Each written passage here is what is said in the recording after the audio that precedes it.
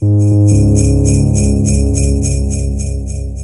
3, RFS Fluid Links Advent Calendar. The question comes from Rodney Raviton. Raviton? I think of, you know what? This is an inside joke to hockey fans. I think of Jim Hrivnak, a former goalie in the NHL in the 1990s. You know who that is, Chris. There we go. We're talking 90s hockey. Yeah, here we go. Listen, you got me to a hockey game recently. That's as good as it's going to get. That's true. Don't push it. I'm going to call it Wagner fan 74. It's probably Wagner, but who knows? Maybe he likes Wagner. Maybe he's a Robert Wagner fan 74, Rodney Raviton. Anyway. Or Jack Wagner from General Hospital. Well, that's a good point. Maybe they're a Lindsay Wagner fan. Everyone's a fan of Lindsay Wagner, of course. Exactly. Bionic Woman. Which actor from either the classic or modern series would you like to read a biography or autobiography on? Actor. Maddock. Philip Maddock. Oh, he's out of life. Yeah. Actor. Got to be an actor. Not a director. Not a producer. Bernard Cribbins, who's probably already got one. Bernard Cribbins. He might have. Does he have one? I don't know if he does. I think he might. I don't know. My thoughts go back to somebody from the classic series. Okay. Just because, somebody who guested or whatever in the 70s was probably around doing stage and screen work since the 30s or some stuff. She probably has a heck of a life to tell. But Michael Wisher. No. No, who is it? Who was it then? I don't have anyone in mind. Oh, I thought you had someone in mind. My mind goes to somebody who would have been. Oh, I see. That era, the kind of quintessential person Toby would get for Who's Round. Like in the days of vaudeville, you want somebody who was on stage at vaudeville. That's what I want somebody who performed with Al Jolson. I don't. No, I don't want that at all. The guy who ran the Miniscope and Carnival Monsters. I want to know what his deal is. A guy. Overall life deal. You mean what the hell is Leslie Dwyer? I think is his name. Isn't it? Him. What's the deal with Leslie Dwyer? That's the title of his autobiography. Yep. Yeah. What's the guy, Chancellor Goth? Bernard Horsfall. Bernard Horsfall. Yes, I would like to have his autobiography. Like the actual actor is not Chancellor Goth. Or either or. Oh, well, I don't. I think it's just actor. I think we have to be like all right, nonfiction here. It did specify actor. Yeah. Yeah. Why? Just because you liked him as Chancellor Goth, and he just looks like the kind of guy who would have done a lot of stuff. He's got a very commanding screen presence. Therefore, he probably was on a lot of TV and plays and movies and stuff that he could talk about.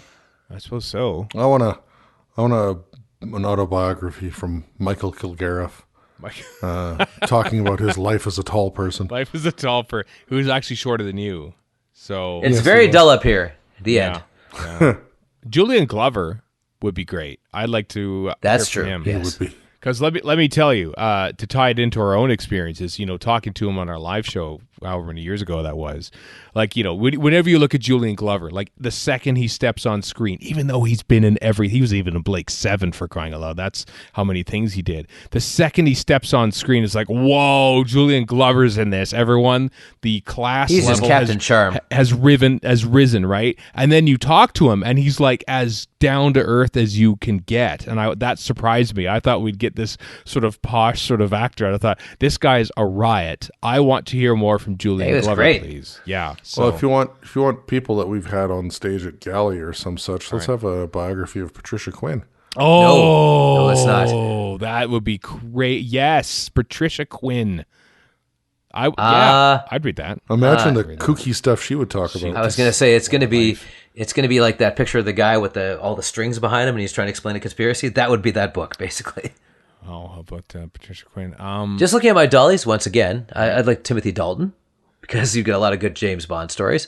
Peter Capaldi. I think Peter Capaldi would have a great biography. I do want to hear about Peter Capaldi's life. Actually, that's a very good point. He's got to write. And this is a gimme, but John Hurt. John Hurt would be. He's got to have one. There's got to be a book on John Hurt. There's got to be more than one, I would think. Yeah, Peter Capaldi. I would love for that. That'll happen. I mean, that he isn't there yet. Although Matt Lucas wrote his own. I mean, he's like 38, isn't he? Like he's barely he's like our age. What's he writing autobiographies for? It's a little early, isn't it? he had a personal tragedy in his life that I'm sure would have been cathartic to write about. I suppose that's why Christopher Eccleston, what compelled him to write a book too, I suppose. Well, I don't want bad things to happen to these actors in order for them to write books. I do want them to just write books, though. Tom Baker wrote his autobiography like 27 years ago now, almost. And it's mostly him musing about death, from what I remember. Yeah. He also bought his tombstone also did 20 whatever years or 30 whatever years ago. Or did he John Barrowman's autobiography. I would like to read that. I think that is only available on audio CD.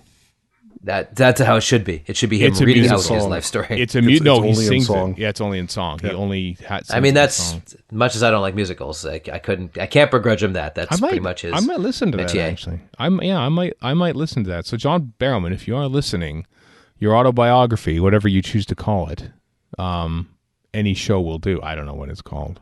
Sing it loud, sing it proud, and we'll have you on the podcast to talk about it.